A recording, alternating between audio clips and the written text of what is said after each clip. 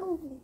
আমি যখন রোজ বিকালে আঁকার খাতা নিয়ে আপন মনে ছবি আঁকি রং পেন্সিল দিয়ে, তখন আমার চোখের সামনে উঠানের চারপাশে র্যাপিড বইয়ের 22 পাতায় সেই ছবিটা ভাসে।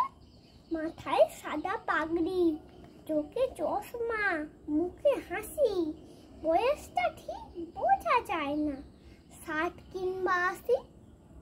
আঁকার পরে বাবার কাছে তার কথারও শুনি, লেখাপড়ায় তিনি ছিলেন জগৎ সেরা গুণী, যার নামেতে যার কথাতে লুকিয়ে আছে জাদু, তিনি হলেন সর্বোপরি রাধাকৃষ্ণান দাদু। প্রতি বছর সেপ্টেম্বরে 5 তারিখটি এলে আমরা তাকে বরণ করি সমস্ত কাজ ফেলে।